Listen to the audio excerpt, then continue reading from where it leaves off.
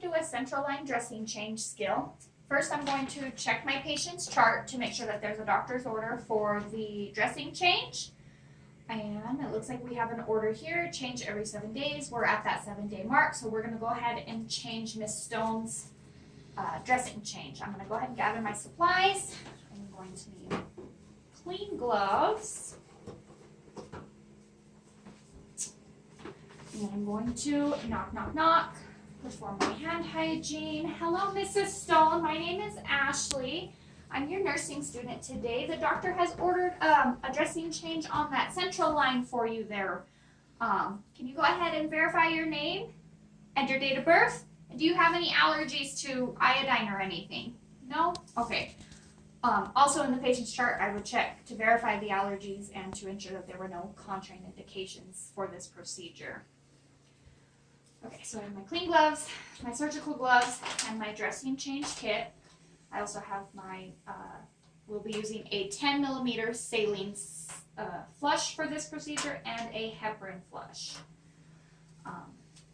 Okay, we're just going to go ahead and get started. I would raise my bed to a working height to ensure, and I would ensure that my side rail was dropped. Going to go ahead and place a mask over my patient's face.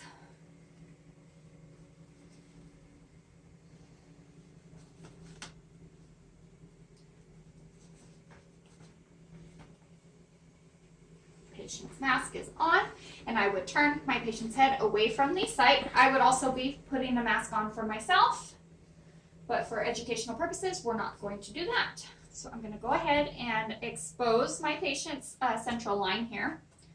I'm assessing my site for any signs of infection, infiltration, leakage. I'm ensuring that my sutures are intact still, and that the central line length has not been changed since the last time this dressing was changed.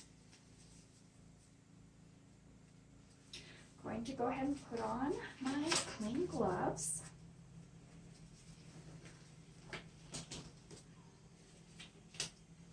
Okay.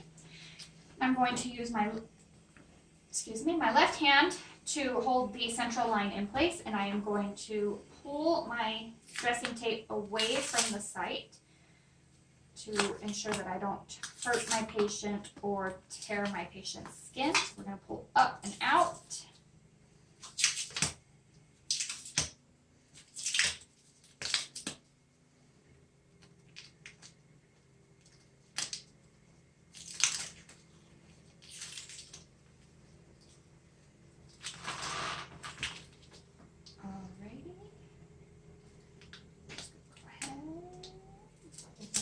Alrighty, and I'm going to dispose of the dirty dressing.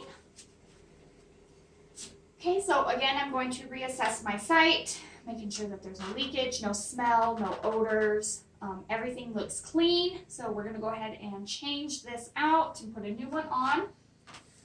So I'm going to go ahead and open up my new kit. Away from my body.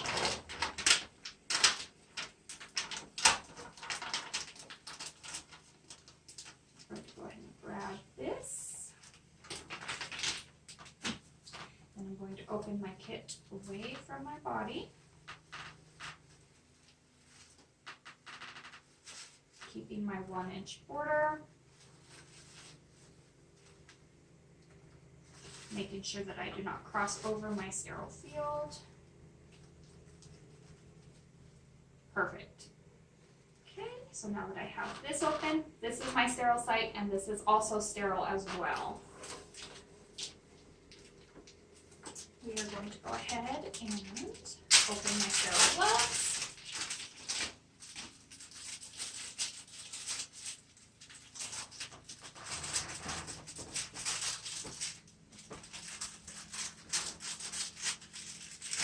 Making sure that I do not turn my back on my sterile field. I'm going to grab, put on, I'm going to grab, put on. Perfect, we are now sterile. So I'm going to go ahead and gather all my necessary supplies. I do not need the mask, as my patient already has a mask on. Do not need the gloves. I already just put gloves on. So we don't need the tape. Don't need the gauze. Okay. So there's 2 forms to clean this site. You can use an alcohol swab stick or you can use a ChloraPrep. We're going to go ahead and use the ChloraPrep for this video. So I'm going to break my ChloraPrep, let my pad get nice and juicy, and then I'm going to go ahead and apply pressure to my site and hold for 30 seconds.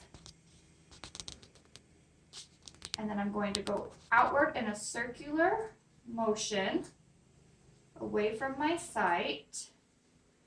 And then I'm going to go up and down, around, and side to side. And then I'm going to take it and I'm going to go away from my site and just kind of clean my lines, ensuring that I don't go back towards my site.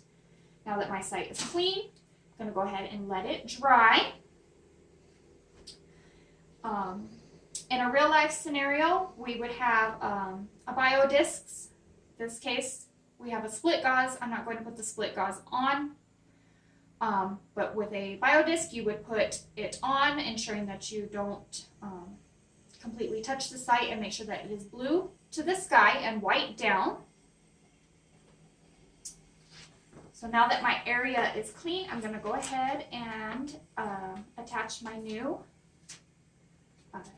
Tegaderm. We're just going to go ahead and place this over the site, right about there. So now that my site is covered, we are no longer sterile.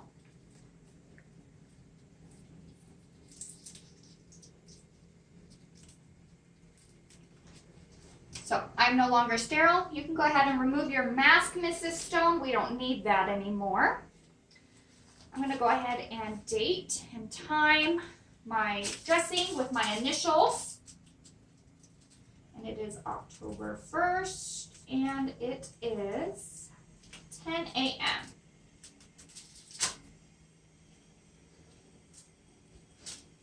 Alrighty. I'm just going to go ahead and put that right there. Okay. You did wonderful, Mrs. Stone. So now what we're going to do, we're going to go ahead and change out the lure lock on one of our lines. In a real life scenario, we would be changing all 3 of them. So we're just going to go ahead and pick this one. I'm going to go ahead and prep my saline flush.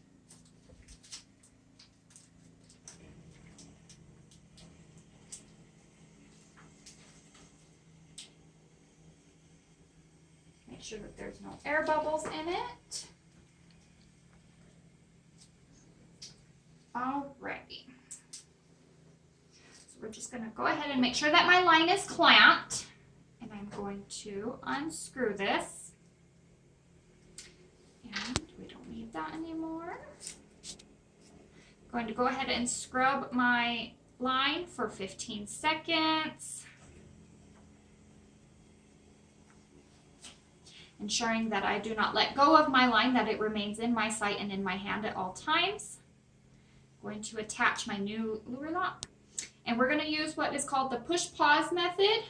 This is going to ensure our patency of our line and to ensure that we have enough pressure to go in and clean this line for us. So we're going to unlock our line, and we are going to push, pause, push, pause, push, pause, push, pause, push, pause. While I'm doing this, I'm ensuring that there's no resistance in my line.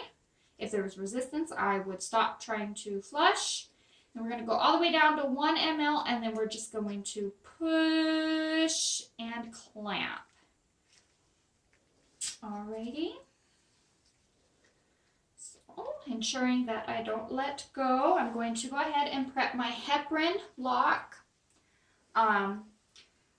You would follow according to agency policy for educational purposes. We are going to do less than 1 ml. Less than 1 ml. I'm going to go ahead and change this out. And we're going to lock that on there. And for this one, we're just going to do the push and clamp method. So you're going to push and clamp. Just like that. And we're going to go ahead and put a new Kiro lock on it to ensure that it remains nice and clean for us.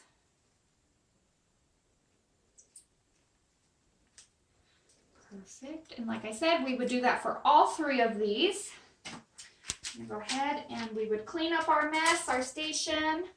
I would document that I changed the dressing, the patient tolerated the procedure well. There was no signs of infection or infiltration, phlebitis, anything like that. I would also document that I flushed each line and there was no issues. All 3 were patent, and that's it.